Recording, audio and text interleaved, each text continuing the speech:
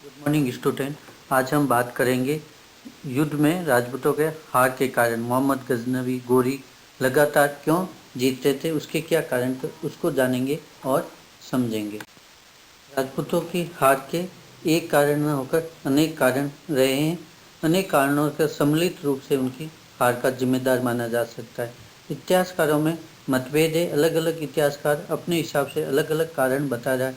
जैसे इस्लाम के अनुयायी अल्लाह की कृपा मानते हैं, जबकि हिंदू शास्त्र इसके पूर्व जन्म के कर्म मानते हैं या फिर अन्य कारण मानते हैं। जबकि भारतीय या सैनिक दृष्टि से अनेक अलग अलग कारण मानते हैं। विदेशी इतिहासकार अलग इसके कारण मानते हैं। उसको अपन जानेंगे और समझेंगे। राजनीतिक दृष्टि से राजपूत के हार का कारण प्रमुख था। राजनीतिक दृष्टि से वह एकनिष्ठ नहीं होना, सामंती व्यवस्था होना, कुलीन व्यवस्था होना। इस प्रकार राजनीतिक रूप से वह एक नहीं थे। सामंती व्यवस्था खंडों में बटी हुई थी और वापस उसमें कुलीन व्यवस्था भी थी। इन सब कारणों से वो एक राजनीतिक वृद्ध दृष्टिकोण या दूरदृष्टि नहीं रख पा रहे थे। तत्कालीन परिस्थितियों के अनुसार ही कार्य कर रहे थे। दूसरा कारण सैनिक दृष्टि। जदुनाथ सरकार के शब्दों में तुर्कों में भाईचारा था, नशे से मुक्त थे, मृत्यु का भय नहीं था, अल्लाह के भरोसे उसको छोड़ा जा रहा था। तुर्कों की सेना की गतिशीलता, उन्नत प्रौद्योगिकी युक्त होना आदि कारण थे, जिसके कारण तुर्क सैनिक दृष्टि से भारी पड़ रहे थे। प्रमुख कारण था उसकी सेना में गतिशीलता, घोड़ों के कारण आई हुई थी, उन्नत प्रौद्योगिकी का प्रयोग कर रहे थे। जबकि भारतीयों के पास हाथियों की सेना, विशाल सेना थी जो कम गतिशील थी और तीर या भाले लगने से वह अपनी सैनिकों को कुचल देती थी। दूसरा, मृत्यु का भय उनको नहीं था। वह अल्लाह के भरोसे छोड़ रहे थे। अगर जीतेंगे तो हमें साम्राज्य धन मिलेगा और हारेंगे तो भी जन्नत मिलेंगे। हमें जो युद्ध था वह जिहाद का युद्ध माना जा रहा था। उनमें तुर्कों में भाईचारा था, विखंडन का नहीं था, सभी एक माने जा रहे थे। इस कारण उनमें एक निष्ठा थी सैनिक दृष्टि से और वह महत्वपूर्ण थे। जबकि राजपूतों में देखा जाए तो सैनिकों में अलग अलग सामंती व्यवस्था थी, अलग अलग सामंतों के अधीन रहते थे। युद्ध के समय जो था उस समय भी उनकी गतिशीलता इतनी देखने को नहीं मिली, उन्नत प्रौद्योगिकी उनके पास नहीं थी। धार्मिक दृष्टि से देखें तो राजपूतों का प्रमुख हार का कारण, राजपूत ने अपने हार का कारण पूर्व कर्म माना या फिर भाग्य का खेल माना। इस प्रकार जबकि तुर्क ये मान रहे थे कि हार जीत अपने भरोसे हो सकती है, पूर्व जन्म का कर्म वो मानते ही नहीं थे और भाग्य का खेल इसे नहीं मानते थे। इस प्रकार धार्मिक दृष्टि से भी राजपूत अपने आप को हार का जिम्मेदार पूर्व के कर्म या भाग्य का खेल मानकर उसको अपना लेते थे। जबकि ऐसा नहीं था। अगर वो उस कारणों का विवेचन करते तो ज़्यादा महत्वपूर्ण होता और अगले युद्ध में वह जीत सकते थे। सामाजिक दृष्टि से भी महत्वपूर्ण था। भारत में खंडात्मक सामाजिक व्यवस्था थी। आम लोगों को राजनीति या सैनिक व्यवस्था से जुड़ाव नहीं था।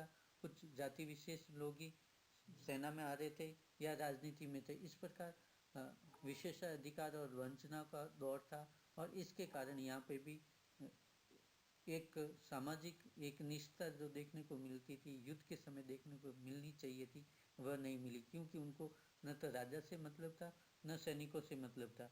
ऐसे में युद्ध कौन जीत रहा है कौन हार रहा है, आम जनता को उससे कोई जुड़ाव नहीं था और लेना देना नहीं था। ऐसी स्थिति में युद्ध में केवल सैनिक ही लड़ रहे थे, आम जनता उनका सहयोग जो मिलना चाहिए था वह नहीं मिल पा रहा था।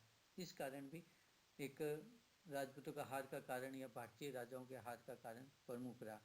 परमात्मा शरण इसके बारे में कहते हैं कि जाति व्यवस्था थी जिसके कारण भी हार एक प्रमुख रूप से रहा। विदेशी इतिहासकारों का इसके संबंध में अलग मतभेद है, जिसमें प्रमुख मत है लैनपुल और स्मिथ का। वो कहते हैं कि ये जो सैनिक थे तुर्क थे वह शीत प्रदेश के आ रहे थे, इसके कारण अधिक शक्तिशाली थे। पर वास्तव में देखा जाए तो वैज्ञानिक दृष्टि से ये महत्वपूर्ण नहीं है। हसन निजामी और मिहाल उस सिराज इसके संबंध में इस्लामिक दृष्टिकोण रखते हैं। वो कहते हैं कि जो जीत मिली है वह देवी कृपा थी या अल्लाह की मेहरबानी थी या विशेष जो अल्लाह की मेहरबानी थी उसके कारण उनको जीत मिली। इस प्रकार वह जीत का श्रेय पूर्ण रूप से इस्लाम को देना चाहते हैं। एक ये भी कारण था कि हिंदू या हिंदू राजा या हिंदुस्तानी राजा ज़्यादातर युद्ध को धर्म युद्ध मानते थे, उसी अनुरूप वो देखते थे। धर्म के जो क्रियाकलाप है, नैतिकता को ज़्यादा मानते थे, जबकि तुर्क युद्ध में नैतिकता को नहीं मानते थे। तुर्क गुप्त व्यवस्था, कूटनीति की प्रयास लगातार करते थे, जबकि हिंदू धर्म या हिंदू राजा या राजपूत शासक कूटनीति की प्रयास या कूटनीति अपनाना, युद्ध में कोई भी कार्य करना संभव नहीं मानते थे। वह केवल धर्म युद्ध ही मानते थे, जो धर्म में या नैतिक आधार पर सही था उसी को मानते थे। जबकि तुर्क थे नैतिकता को भूलकर युद्ध में केवल एक ही उनका उद्देश्य होता था, युद्ध कैसे जीता जाए, भले कूटनीति से जीता जाए या युद्ध से जीता जाए, केवल युद्ध जीतने का उनको तरीका आना था, न कि नैतिकता को वो देखते थे। एक कारण ये भी माना गया कि राजपूत युद्ध में नैतिक आधार पर या अन्य कारण पर वह मरना ज़्यादा पसंद करते थे, जबकि जोड़ तोड़ या कूटनीति की या दूसरा प्रयास नहीं करना चाहते थे। वह चाहते थे युद्ध में नैतिक आधार पर लड़ा जाए और मरे तो कोई गम नहीं, लेकिन जोड़ तोड़, कूटनीति के आडंबर या अन्य कोई ऐसे जुगाड़ वो नहीं करना चाहते थे जिससे कि युद्ध में जीत मिले। पर ऐसी जीत को वो नहीं चाहते थे जिसमें अनैतिकता हो, नैतिकता नहीं हो। वो पूर्ण रूप से युद्ध को धर्म युद्ध या नैतिक युद्ध पर जीतना चाहते थे। ऐसी स्थिति में जब एक तरफ नैतिकता हो, दूसरी तरफ अन्याय हो, अनैतिकता हो, कूटनीति हो, बाह्य आडंबर हो, वैसे समय में युद्ध जीतना संभावनाएं कम होती है।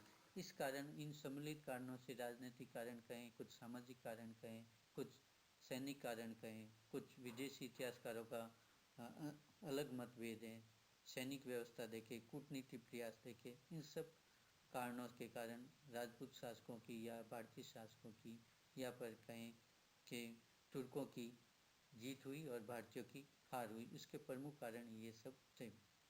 पर अंत में ये कहा जाना जरूरी, हार होते हुए भी नैतिक आधार पर उनकी हमेशा जीत रही, क्योंकि धर्म के आधार पर उन्होंने युद्ध किया, नैतिकता के आधार पर युद्ध किया। धर्म का मतलब यहाँ हिंदू धर्म से नहीं, नैतिक धर्म का मतलब यहाँ धर्म से मतलब नैतिकता से है। वैध तरीकों से युद्ध जीतने की उन्होंने कोशिश की, जबकि तुर्कों ने अवैध तरीके से, अनैतिक तरीके से युद्ध जीतने की कोशिश भी की। इस कारण राजपूतों का हार का एक कारण ये भी माना जा सकता है। Thank you all.